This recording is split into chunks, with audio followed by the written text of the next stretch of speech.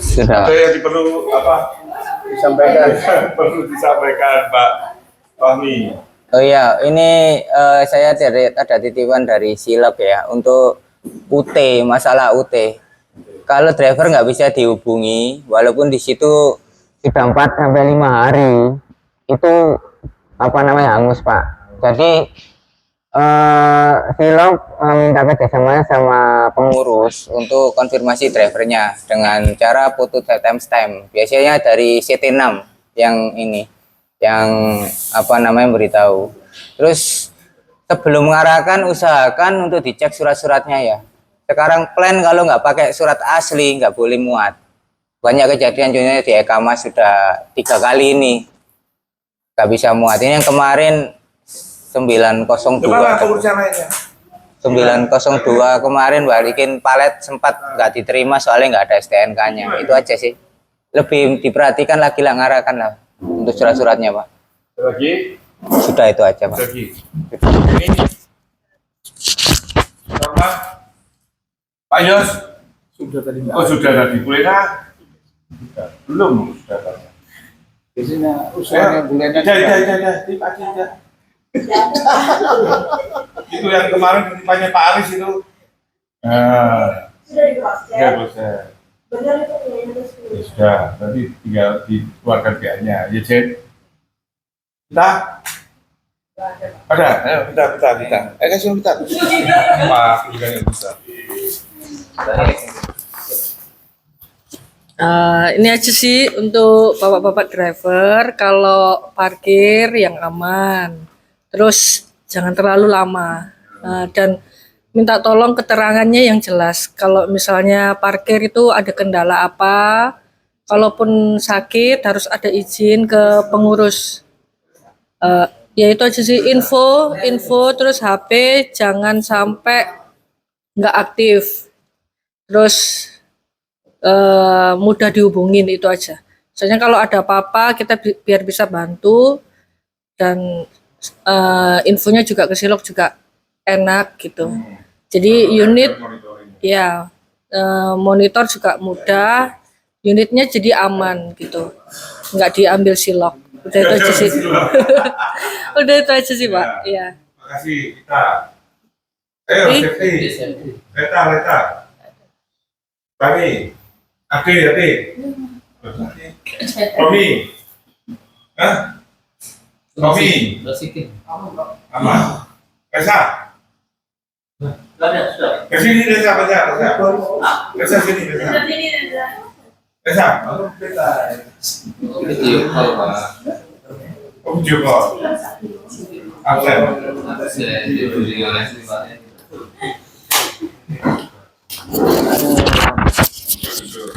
Gimana Pak? Ini Ada yang perlu disampaikan? ya cuma titip aja untuk para driver, mungkin kalau di jalan tetap hati-hati. Kalau misalkan ada apa-apa, minta tolong komunikasikan ke kita sebagai pengurus, karena kan kita kan juga kalau nggak ada kabar kan juga kesusahan gitu loh ya, untuk kebaikan bersama. Karena kan sekarang kan juga Silog lagi ketat-ketatnya untuk masalah driver ya Pak ya. Benar Pandi ya. Jadi jangan nolak arahan. Kalau ada DO ya diterima. Kalau misalkan ditolak, nanti ruginya ke jenengan. Muatannya pasti kan diblokir atau enggak di tempat pemuatannya lain pasti dipersusah gitu. Oh ya, satu titip Pak. Selamat ulang tahun untuk Pak Michael. Day to you, happy birthday to you. Yang keberapa Pak Michael ulang tahunnya?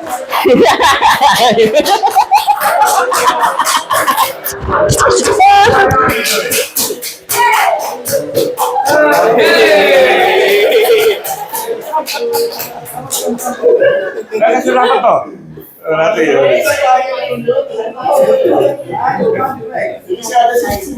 Ayo siapa lagi? Faisal sekarang. Faisal. Ilham. Ya. Pengurus ya. Iya. Enggak, sepatah kata, dua patah kata ya masukkan. Ayo.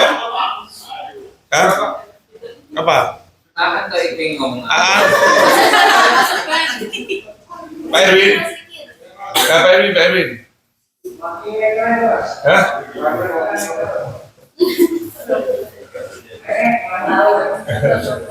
Michael? Ya, Padi. Ayo, Padi ini. Udah kemana? Gantian Fit, Padi dia. Ini.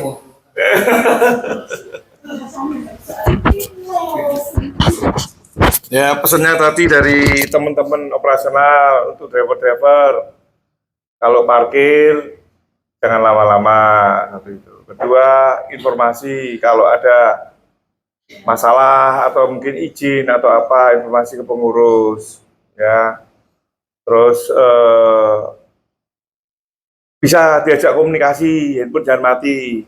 Kalau ada masalah, informasi ke pengurus, ya. Karena kan tiap hari berapa kali kamu monitoring? 5 monitoring. Tiap berapa jam sekali? 2 jam sekali. Tim operasional itu dimintain laporan ke PT Silog, terutama driver-driver yang parkir lama atau mungkin lama di perjalanan, lead time-nya terlalu lama. Kalau lead time-nya terlalu lama, parkirnya terlalu lama, yang rugi sebetulnya ya driver sendiri. Karena apa? Akhirnya misalkan bisa ditempuh waktu dalam waktu sehari, ditempuh dalam waktu 4 hari kan rugi akhirnya. Pendapatannya kan berkurang, satu. Pendapatan berkurang, uang jalannya habis karena untuk operasional. Karena perhitungan uang jalan itu dihitung berdasarkan lead time, waktu tempuh. Kalau waktu tempuhnya katakan 60 jam, hitungnya dalam waktu 60 jam. Itu sudah termasuk istirahat sama perjalanan, ya, istirahat dan perjalanan. Jadi uang makannya pun dihitung dalam sesuai dengan lead time. Misalkan 2 hari ya makan selama 2 hari, kan perhitungannya. Terus jasanya pun dihitung juga sesuai dengan lead time, ya kan, jasanya, preminya, terus bensinnya, solarnya, itu sesuai itu semua. Kalau melambat ya rugi sendiri. Karena dari Silog itu inginnya apa? Driver pendapatannya naik, ya. Kalau secara otomatis itu berbanding searah. Kalau misalkan driver pendapatannya bagus, retasinya bagus, PT Silog juga retasinya bagus, ya. Kalau kita dari PT SPJ sebetulnya nggak ada pengaruhnya dalam hal pendapatan, ya, dalam hal pendapatan. Cuman kan kita bertanggung jawab atas pendapatan driver dan pendapatan PT Silog. Selalu kita menjunjung tinggi win-win solution, semua harus untung, nggak ada satu pihak yang dirugikan. Drivernya untung, Silognya untung, PT SPJ juga untung. Supaya apa? Kerjasama ini bisa berkesinambungan, bisa lama. Ya. Jadi saya harapkan driver-driver juga harus semangat, jaga kesehatan, utamakan keselamatan di jalan. Jangan parkir di bahu jalan. Apapun jangan parkir di bahu jalan. Barusan ada laka lagi parkir di Alfamart. Maaf ya, tabrak dari sepeda motor di belakang, terjadi laka. Jangan parkir di bahu jalan. Kalau mau ada keperluan mengambil uang, beli sesuatu, ya usahakan kamu sudah punya planning, ambilnya di mana. Jangan parkir di jalan. Ya, kan sekarang banyak itu ATM di pom bensin, ya kan? Harus seperti itu, mau nggak mau dan untuk menghindari laka. Kalau terjadi laka, ya nggak apa-apa. Tapi kalau terjadi laka, ya apa nanti jadinya di masalah. Ya, kita menghindari lah namanya laka, kita hindari namanya laka. Ya, pesan saya seperti itu, ya semua harus bekerja dengan baik lah. Ya, termasuk tim operasional pun harus bekerja dengan baik. Semua driver kalau ada WA tolong direspon, ya Jen. Semua tim operasional harus direspon dengan baik, dengan cepat, ya, dan dicarikan solusinya.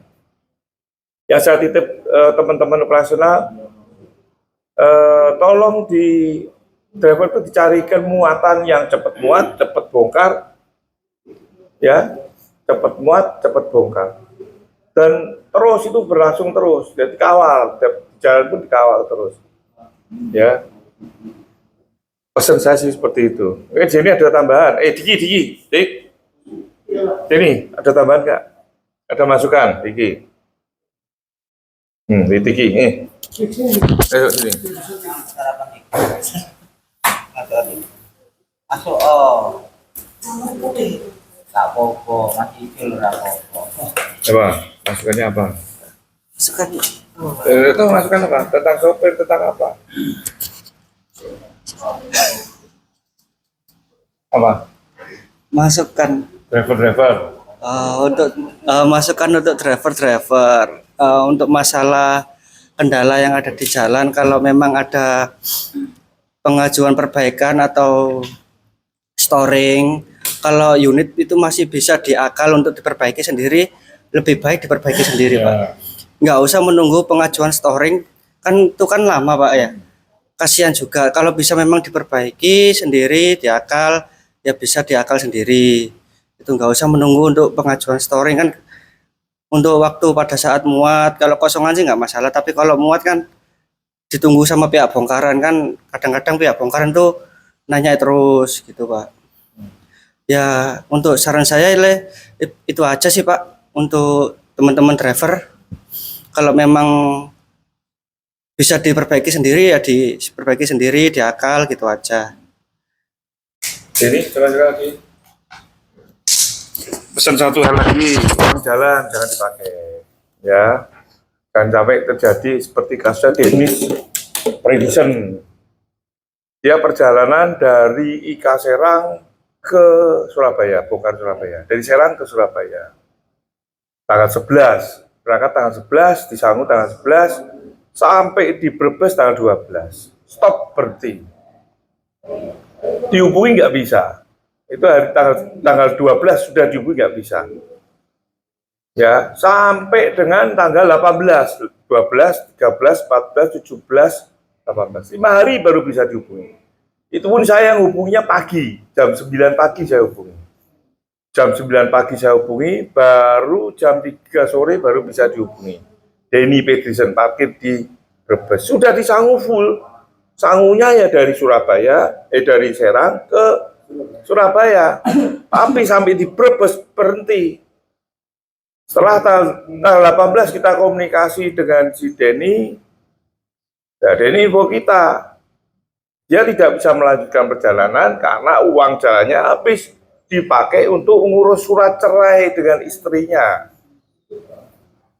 Untuk melanjutkan perjalanannya dari Surabaya, dari Brebes ke Surabaya, dia butuh uang jalan lagi, butuh untuk melanjutkan perjalanan lagi, uang sebesar 2,5 juta, pengajuan kasbon 2,5 juta. Itu kan udah nggak benar. Selalu saya informasi dan selalu saya edukasi. Kalau uang jalan itu pakai untuk jalan, untuk biayamu selama perjalanan, jangan dipakai untuk yang lain-lain, untuk kepentinganmu yang lain-lain, jangan. Sisa uang jalan yang kamu pakai untuk kepentinganmu, untuk keluargamu. Ya, kalau uang jalan itu dipakai untuk yang lain-lain, sehingga kamu tidak bisa melanjutkan perjalanan, itu masuk dalam penggelapan, itu pidana. Sudah saya jelaskan berulang kali. Sudah driver, kita edukasi terus. Ya, edukasi terus, saya nggak capek-capek edukasi, supaya paham. Jangan melanggar hukum, karena itu semua ada aturan hukumnya, ada aturan pidananya. Ya, akhirnya dilanjutkan kemarin sama si Asep dari Brebes ke Bongkaran Surabaya. Untuk melanjutkan perjalanannya itu butuh 3,5 juta. Ya, saya juga nggak mau si Asep rugi juga, karena dia kan butuh makan, butuh premi buat dia, penghasilan buat dia, buat keluarganya. Itu benar kan 2,5 juta. Jadi sudah saya kasih kesempatan. Ya, Kalau dia bisa menyelesaikan uang atau uang yang dipakai dia, ya sudah, saya lepas, saya proses. Ini masih dalam proses hukum, Denny. Ada di kepolisian saat ini. Mulai hari tanggal 18, 19 sampai sekarang. Dalam 1 minggu. Ini tanggal 22. Tanggal 18, 19, 20, 21, 22, 5 hari. Ya, keluarganya informasinya mau memberi membayar atau mentransfer uang yang dipakai Denny untuk uang jalan yang dipakai Denny, uang jalan dipakai Denny. Ya, ini saya pesan aja, jangan gampang mau. Ya, jangan sampai berbuat pidana. Kalau mau berbuat pidana, berbuat kriminal, ingat keluargamu, ingat anakmu, ingat istrimu, ingat orang tuamu yang jadi tanggung jawabmu. Ya, seperti kasusnya Tessa yang kemarin, saya edukasi masalah peralatan yang dijual. Saya selalu edukasi ke driver.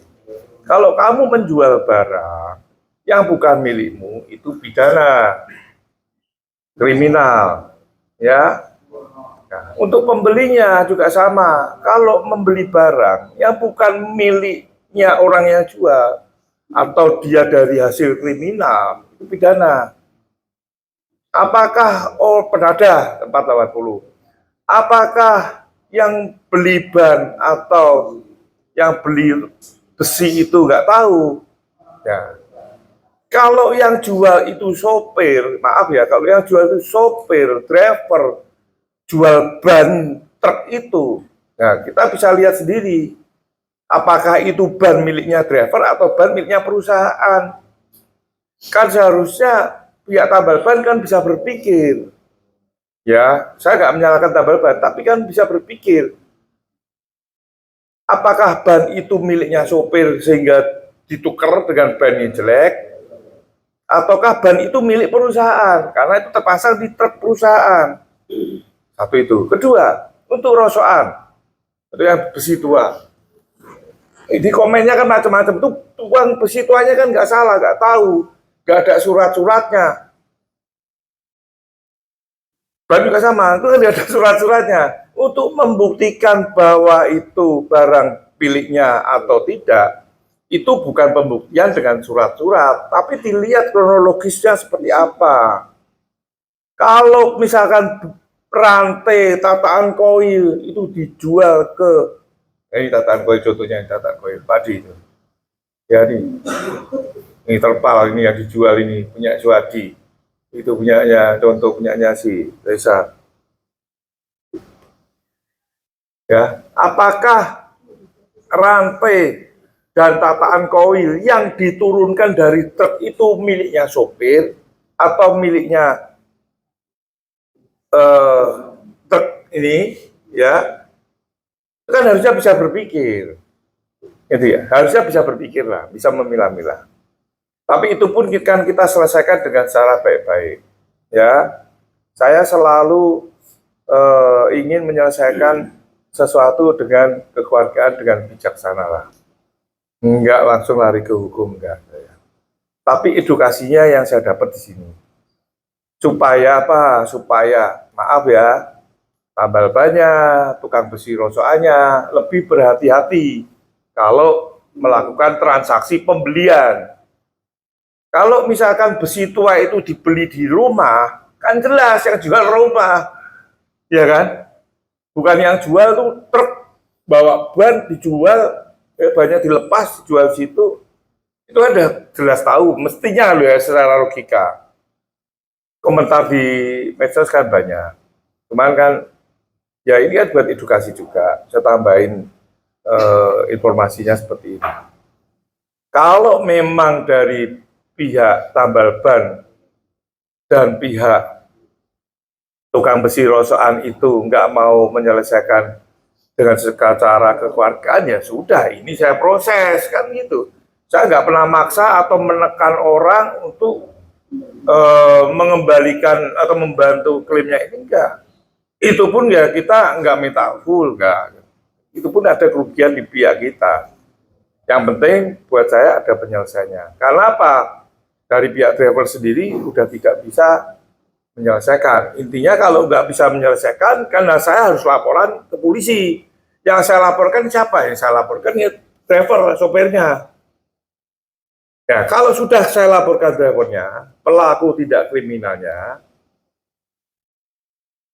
di pihak kepolisian akan tanya, dijualnya kemana? Dijualnya ke Rosokan atau ke Tambal Ban. Akhirnya ya Tambal Ban dan Rosokan itu kena pasal penada 480.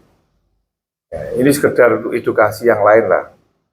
Kalau saya sih intinya untuk mengedukasi ke lain-lainnya, semua masyarakat ya, terutama driver kita, jangan kriminal. Dan saya tegas sekarang, ya, kalau memang tidak bisa diselesaikan secara kekeluargaan, akan saya proses secara hukum. Nah, intinya seperti itu. Ya, tapi kalau bisa, jangan melakukan tindakan kriminal. Tapi alhamdulillah sekarang nggak sampai 1% lah. Kalau 350 nggak sampai 1% lah sopir kita yang berbuat yang kriminal atau berbuat yang belum baik. Itu saja pesan dari saya. Ya semoga bermanfaat lah. Ya bisa buat jadi edukasi, buat inspirasi yang lainnya. Ya, jadi terima kasih. Satu ceria, waktunya berolahraga, jangan bekerja terus. Nah kebetulan saya ada di Surabaya. Biasanya Sabtu Minggu saya masih di luar kota, bukan weekend Pak Yos, di luar kota. Ya, kayak gitu aja ya. Makasih ya semua ya. Karena belum makan, Pak. Ya makan dulu ya.